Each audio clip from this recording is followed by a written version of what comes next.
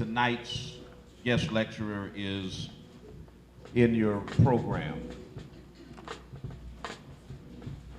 You have an opportunity, you can read it, and you can always go and do a Google search and find out a little more about him.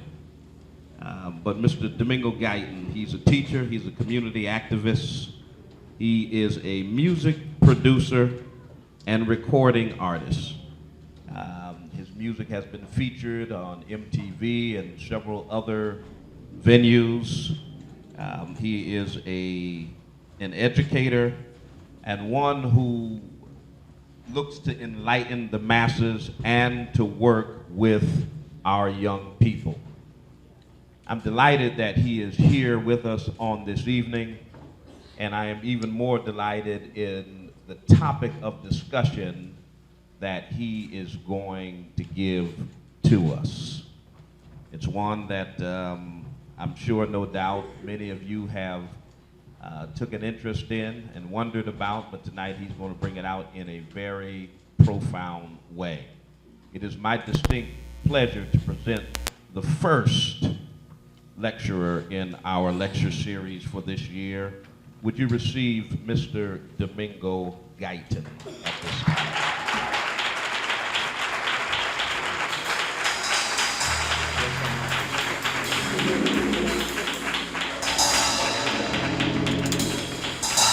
And Dream Studios will be up after the speaker.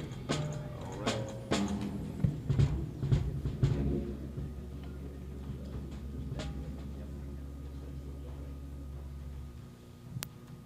Spring of Hope, how we doing tonight? All right. Spring of Hope, how we doing tonight? How about Springfield, Massachusetts, how we doing tonight?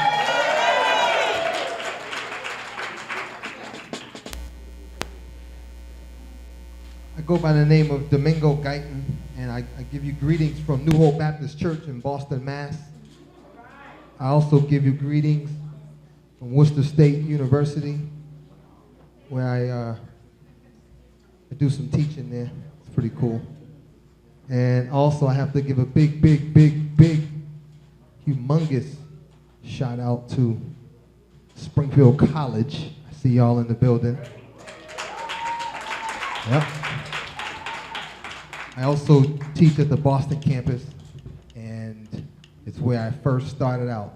So this is wonderful. It's good to see all those maroon shirts coming in the building. So make some noise. Is that all right? Make some noise.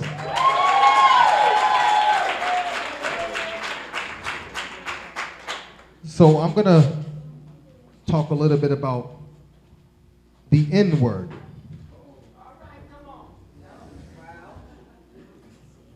Why blacks use it and no one should. All right, so I want to, as I start off, I just want to say I am not here to condemn individuals. I'm not here to tell you what to do. I'm here to present some things that I have researched. And once I make that presentation to you, you in turn will make up your mind on what you're going to do. I don't believe in lecturing or force feeding people. I believe in presenting the information, and once I present that, you do what you have to do after that. Is that all right? That's all right. All right. So the purpose is to give you a brief U.S. history of this word. And before I continue, I need to ask permission, because I don't use the N-word. I don't use the N-word, but I understand why my people do. And I want folks to understand also. So before I move forward, do I have your permission to use the N-word in the context of this presentation? Okay. I need to make sure, because I don't want to offend folks. And I also need you to okay it that you all can use it, including people that are white. If we are, if we are going to have, because This is a back and forth. This is a, come with me now. This is a presentation in which I am going to present, but you all are going to be putting your hand up and we're going to be going back and forth.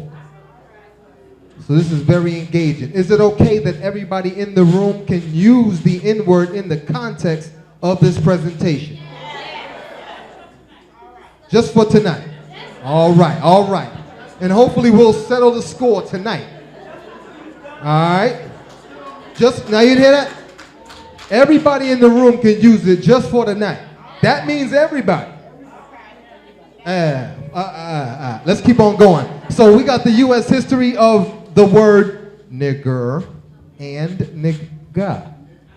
Violence has always been connected to the word. U.S. culture loves violence, which helped market the word through mass marketing of nigger and nigga. Increased finances came. And I'm hoping that you all will learn something new and hopefully send the info to somebody else. All right? So is there a difference between N-I-G-G-E-R and N-I-G-G-A? If you believe that there is a difference between the two, let me see you stand up.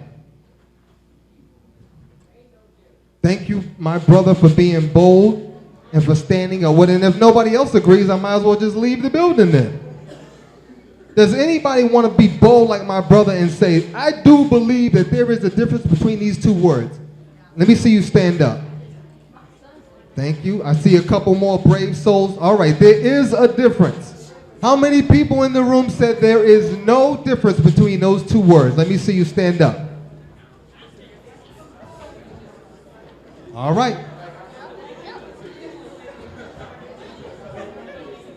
All right. I'm going to keep it moving. In the dictionary, in your Webster's dictionary, it says an alteration of an earlier neger or negar from Middle French negre, from Spanish or Portuguese negro, Latin niger, meaning black. And it continues to say that the definition of nigger is a black person, a member of a dark-skinned race, a member of a socially disadvantaged class of person. This is what the dictionary serves. Earlier use of this word came from John Rolfe, who referred to niggers in 1619 as the slavers were coming into Virginia colony. He described the slaves that were coming in. He used it to refer to them.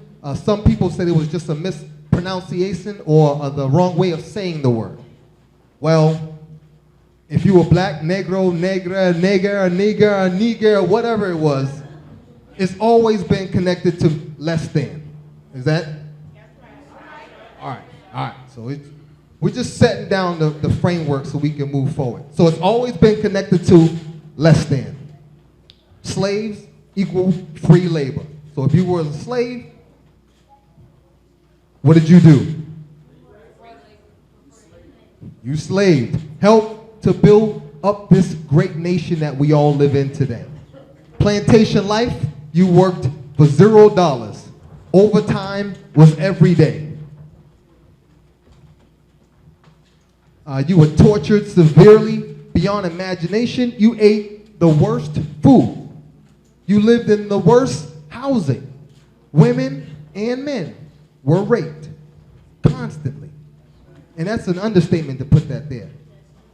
It goes so much more deeper than that. Families were ripped apart.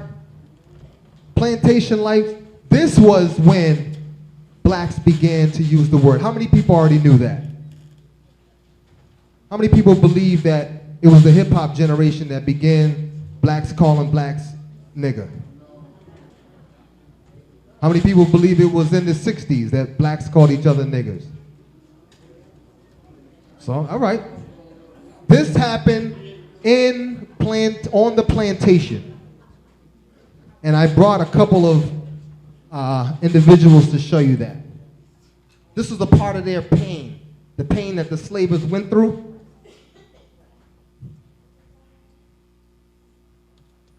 It helped them actually get through the night. It wasn't something to be proud of. It wasn't a term of endearment. When blacks use this word to talk to each other, it wasn't something that they were proud of. And so, I'm going to give you an example. Here's a gentleman by the name of William Moore. And as you see here, he was born in 1855 in Alabama. He moved to Texas during the Civil War, and he lived in Dallas, Texas after he was free. And let me read to you a little bit of what William Moore said. And this is in his diction also. Marsa Tom was a fitty man for meanness. He just about had to beat somebody every day to satisfy his craving. He had a big bullwhip, and he stake a nigger on the ground and make another nigger hold his head down with his mouth in the dirt and whip the nigger till the blood run out and red up the ground. We little niggers stand round and see it done. Then he tell us, run to the kitchen and get some salt from Jane.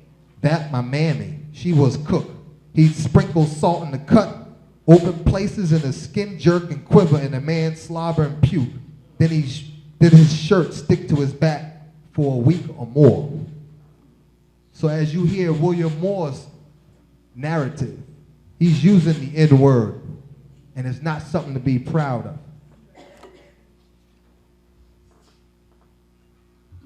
We have Mr. William Colbert, and I'm going to read to you. One day I remembers my brother January was cotch and over there seeing a gal on the next plantation. He had a pass, but the time on it done give out. Well, sir, when the master found out that he was an hour late, he got as mad as a hive of bees. So when brother January, he come home, the master took down his long mule Skinner and tied him to a rope to a pine tree. He stripped his shirt off and said, now, nigga, I'm going to teach you some sense. And the last one that I'll show you is Miss Sarah Ashley. You'll hear her narrative. I see a man run away, and the white man got the dogs, and they caught him and put him in the front room, and he jumped through the big window and break the glass all up. They show whips him when they catches him. The way they whip the niggas was to strip them off naked and whip them till they make blisters and bust the blisters. Then they take the salt and red pepper and put it in the wounds. After they wash and grease them and put something on them to keep them from bleed to death. And so I wanted to show you a few slave narratives, and there's more, but time doesn't permit that. I want you to hear their words and how they used the word nigger. And it wasn't something to be proud of, it's what they were conditioned to do. Right? So Reconstruction era, how many people know about the Reconstruction era after slavery? Good amount of hands up, okay? Really quick. North wins the Civil War, South has to end slavery, Emancipation Proclamation, we'll keep going. First time in U.S. history that blacks were supposed to be equal. This is the first time in the history of this country that blacks were supposed to be equal. Well, the Ku Klux Klan started up in the winter of 1865. Confederate soldiers that were still alive made up this new group of individuals. And they walked around scary. It started off just as a kind of a joke to, they knew that people of color were afraid of ghosts. So they would go to people's house and ring the door, or not the door, but they would go knock on the door and say, ooh, I'm a ghost from the Confederacy. I want water. Kind of playing jokes like that. But once folks really started making some things happen, that's when, no, we got to shut this down. Once they started talking about voting, once they started talking about being senators and started actually doing stuff in the community, no. That's when they started running around acting crazy. They used this word nigger to degrade the free blacks also. And so we see this word nigger as something that's not good. It's always been seen as bad. Whites wanted to keep things close to slavery as possible even after the Civil War and after we're supposed to be equal. Whites control the media. So what do you think happens if whites are controlled?